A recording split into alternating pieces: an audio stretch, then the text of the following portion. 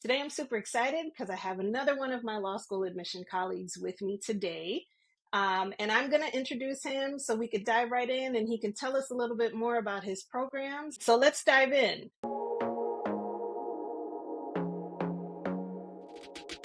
For those of you who don't know me, I'm Dr. Nadia Castriota.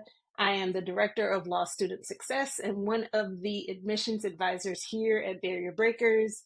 I'm so excited today because I have another one of my law school admissions colleagues with me, Dean Tim Luczak from Indiana University School of Law. So welcome and thank you for joining me, Dean Luczak.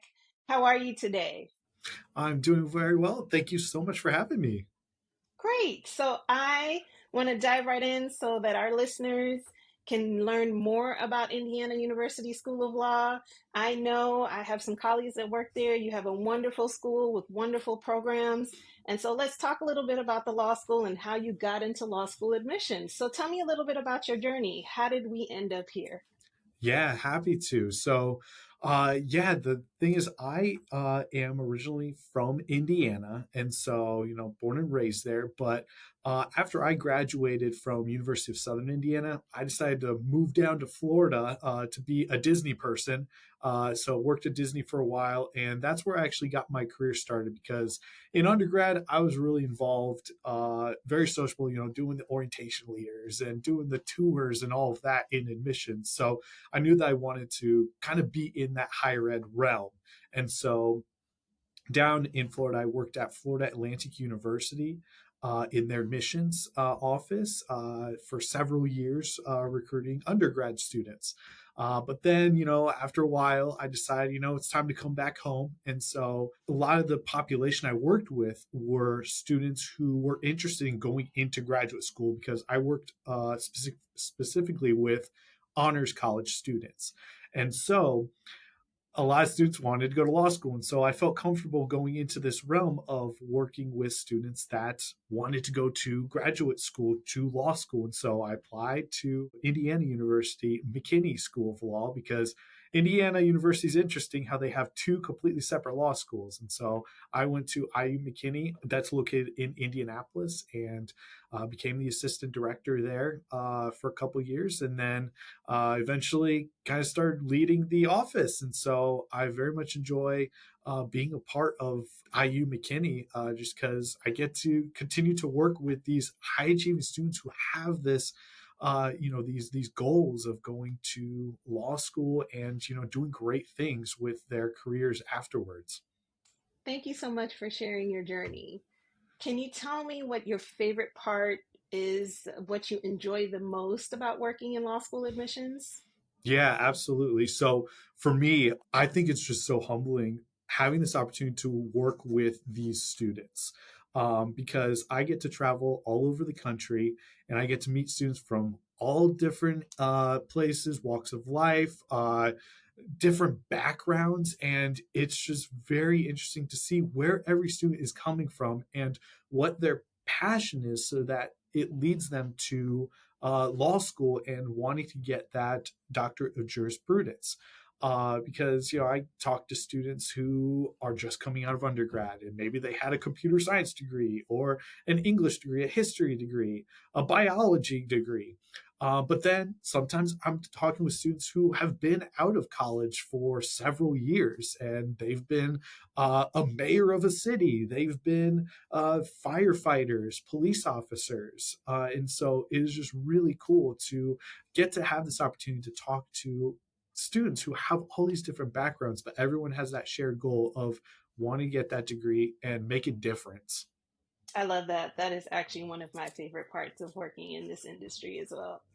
Okay, so I want to talk more about IU McKinney and some of the programs that you offer. Can you tell me a little bit more about that? Yeah, so with us located right downtown in Indianapolis, we're a very centralized area. So a lot of students from different backgrounds are coming to Indianapolis to get that law degree. And so we have this full-time program. Students are here for 3 years, but we also offer a part-time program that allows students to get a degree as well, so that we can be more flexible for students who have those various different backgrounds. That is very important, and I love that you mentioned that. So let's talk a little bit more about that part-time program. Few schools offer that part-time program. So can you give me some more details on that? Oh, happy to. Yeah. So we're actually the only school, law school in Indiana that offers a part time program. And so this is a really unique opportunity for our students. And we're really proud of this. And actually, with our part time program, it is now a part time hybrid program. And so that also kind of makes it more unique as more flexible. So I mentioned, for the full time, it's done in 3 years. You're basically treating it like a full time job. For the part time hybrid program, it's usually completed in about 4 years, and all of the classes are in the evening. But students only need to come to campus 2 days a week. So it allows them to only have to do a drive, 2 days. The other days are done virtually. So they don't have to do that drive. And so we have students who are coming from, 2 hours away, 1 hour away to make that trip to law school, but they don't have to do it, 5 days a week. So that's really great for our students so that they can have that opportunity to still get the JD, even though they may have, family responsibilities, work obligations. So it really is more for students who have those other responsibilities but still want to earn a degree, because we don't want to limit them in still getting and reaching their goals of having a JD. Wow, so this is really interesting. You mentioned that it is part-time being in the evening, and then it's also hybrid, so they don't have to be there every day, just 2 days a week. Do they still have the same opportunities as the full-time program? How does that work? Yeah, we get that question a lot. So the great thing is we've actually had a part-time program for years. It's only just recently now hybrid. And I mention this because it's not where, the part-time students are getting basically the second string professors. That's not the case at all. Our students are getting the same professors as the full-time students. It's almost like a rotation in a sense. So it's going to be the same exact education. Students are taking the same exact courses. The only difference is it's just offered at a different time, and it's done, over a longer period of time. Students also have the opportunity, when they're in full time, they can do, moot court and take advantage of externships and all those opportunities. And so we do get that question of, well, can part time students do that too?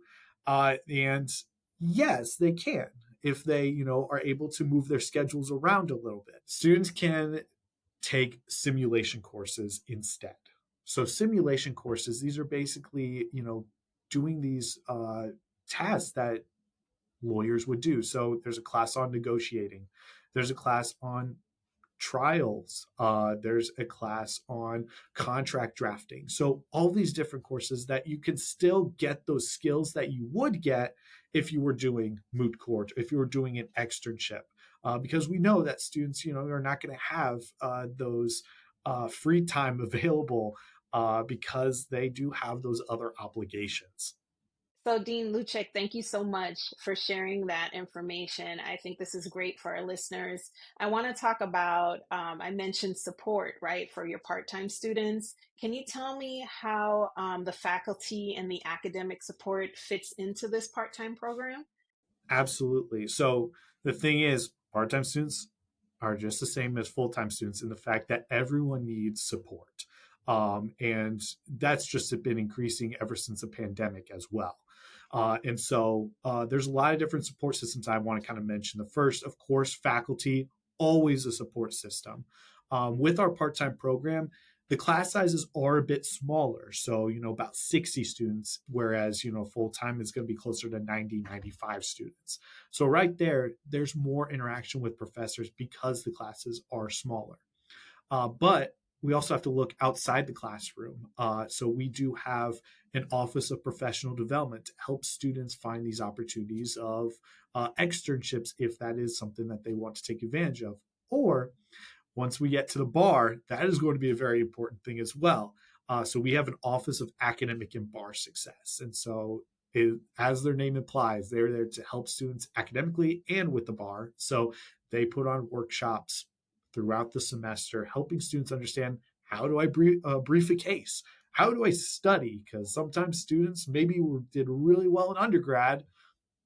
Law school is very different. So it's a very different style of studying. And so we want to make sure that students are equipped with the skills to do well in that. And then looking past the academics, there's also those just being supported mentally. And our law school, we have partnered with IU's School of Social Work as well.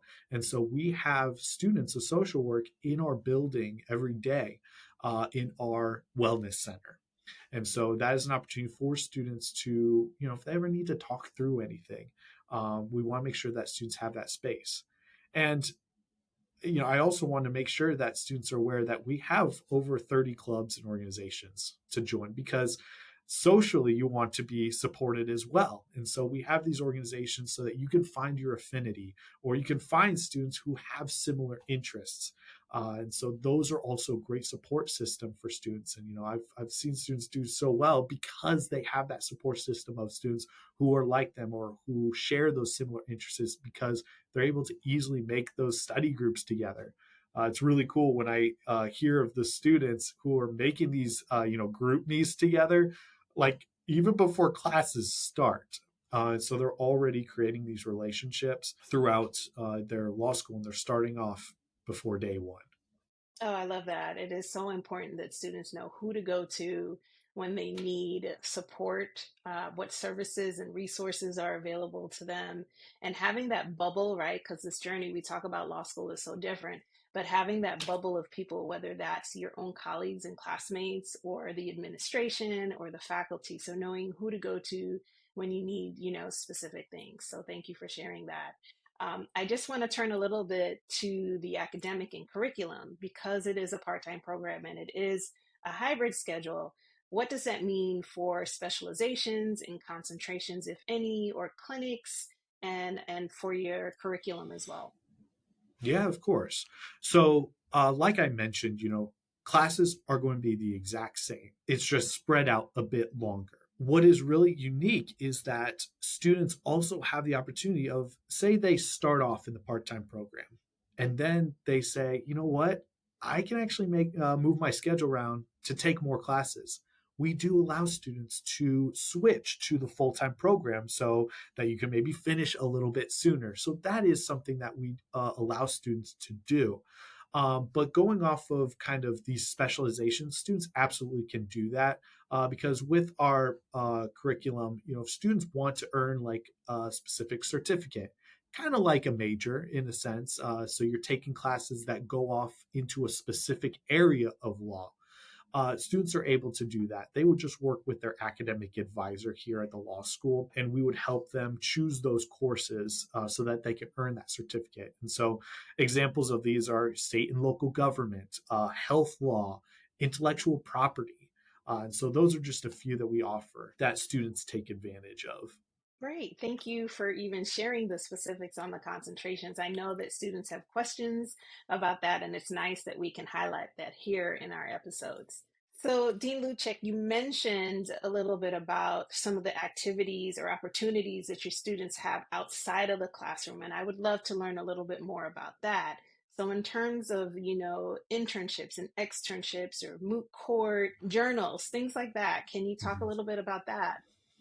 Yeah, of course. And so I did mention, some of those externships, moot court, with us being right in the city, it makes it very easy for students to take advantage of, those externships, because we're literally walking distance away from the state house, from the NCAA headquarters, from various firms that have, offices that are located all over the country as well. So students can take advantage of those. But then we do have those more, in-house sort of opportunities like journals, like you mentioned. So we have three journals which are student run: the Indiana Law Review, Indiana Health Law Review, and the Indiana International and Comparative Law Review. But another big one is going to be the clinics. So that's where a student is getting the opportunity to work under professor's license and actually represent a real client. And so some of those clinics, they're kind of treated like a course of how you register for them. We want to make sure that students have the opportunity to do as many as they can. And so we do have a cap of how many semesters you can do because we want to make sure that students have the opportunity to do these. And so we have Child Advocacy Clinic, which is a very popular one amongst our students. We also have a reentry program clinic, as well as a wrongful conviction, and then an immigration law clinic. So these are all ones that students rave about of just how much they enjoy being a part of these, getting this experience firsthand.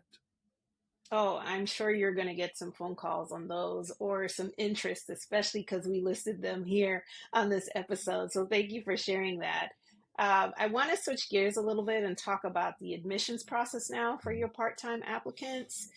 Is there a difference or a different application when applying? And do they indicate if they are interested in part-time? How does that work? Yeah, great question because it is actually the exact same as applying to full time as a full time student. Uh, so students just go onto lsac.org and find the application for Indiana University McKinney.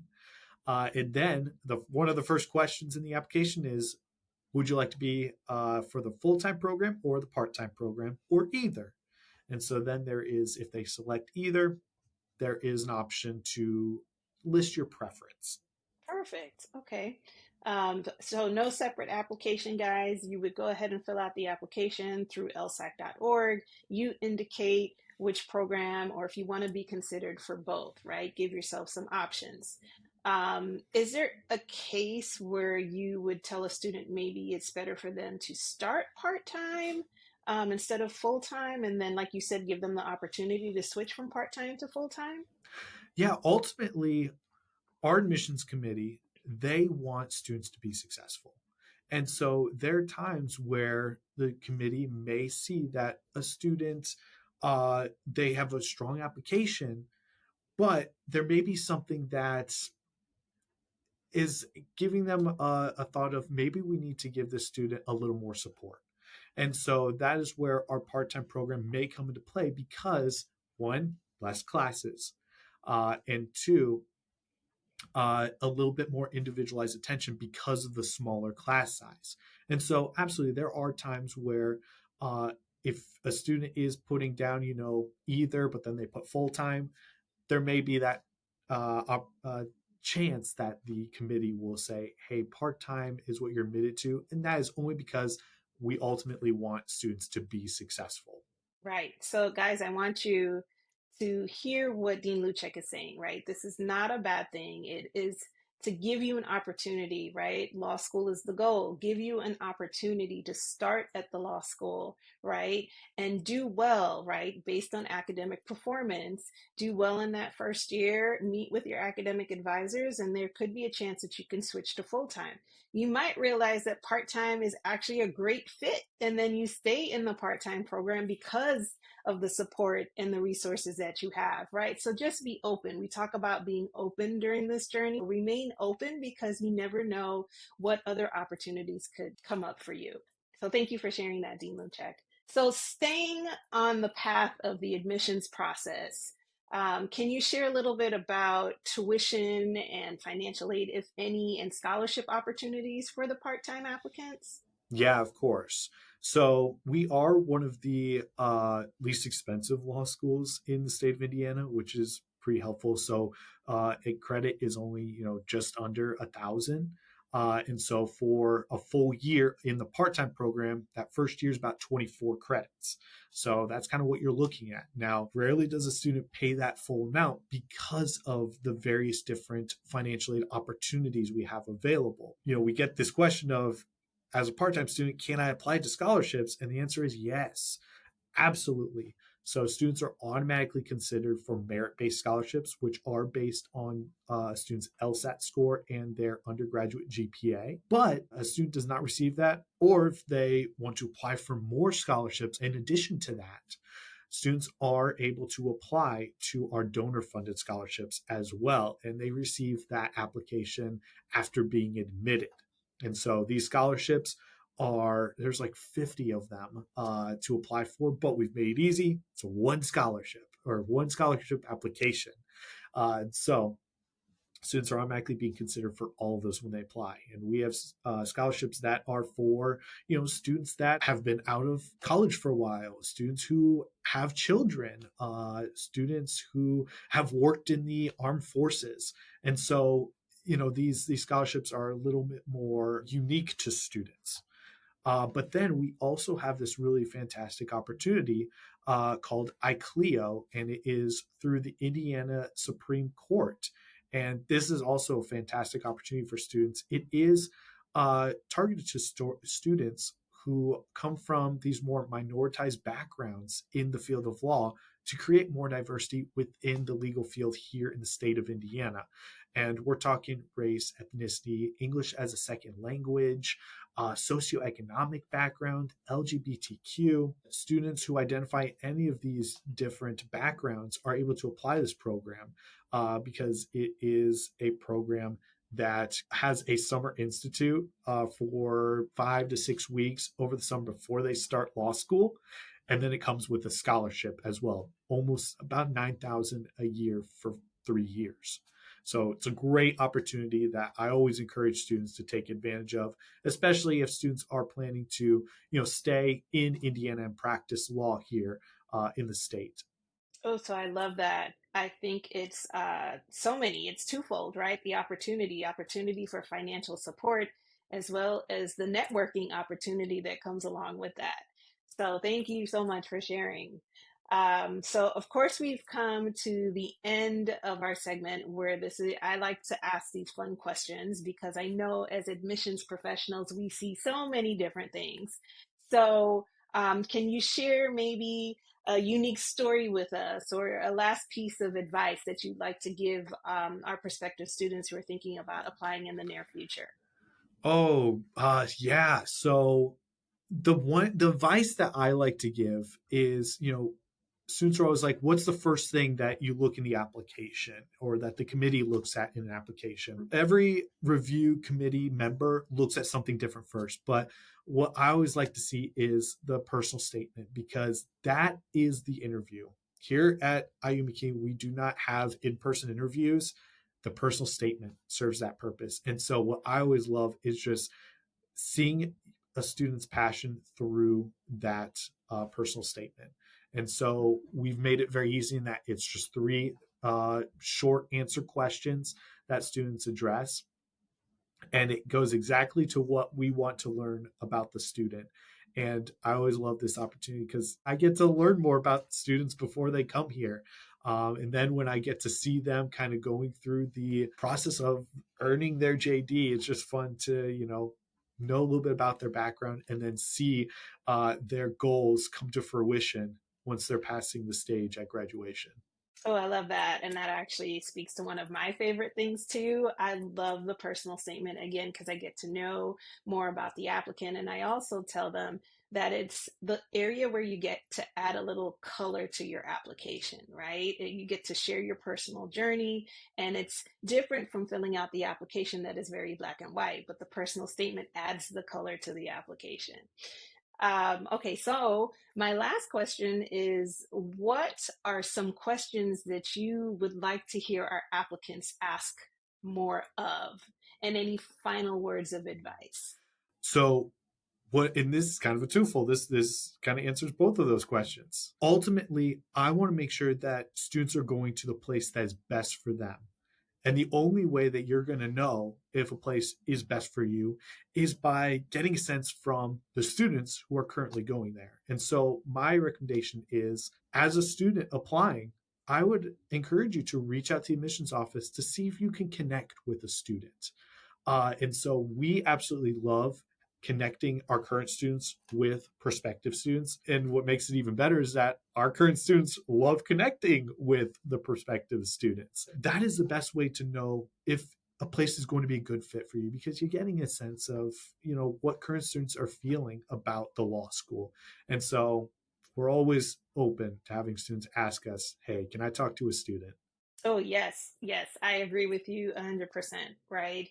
The people who can speak to the journey are your current students.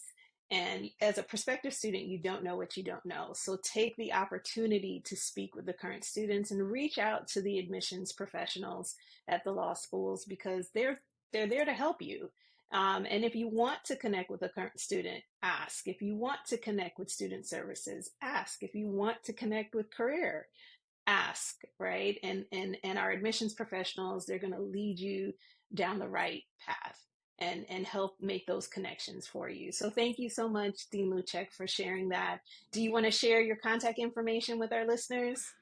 Yes, absolutely. I would love to, because I am always happy to talk to any students and help you on your journey. And so I can be contacted either by email or by phone call. So, if you want to give me a call, 317-278-1331, or you can email us. So the best email is actually going to be our main email, lawadmit@iu.edu. Lovely. Thank you so much for joining me today, Dean Luczak. I really appreciate your time, and I hope that you will be able to connect with some of our students. So thank you so much. Thank you. It's been a pleasure talking to you today, and I'm always happy to share a little bit more about IU McKinney. And hopefully, I'll be able to talk to anyone who's listening. Would love to help you learn more about IU McKinney. Thank you so much. Thank you. And for our listeners out there, we hope that this episode has been helpful. Please like, share, and subscribe on any of our social media channels. And we hope to see you soon listening in on another episode. Thank you so much.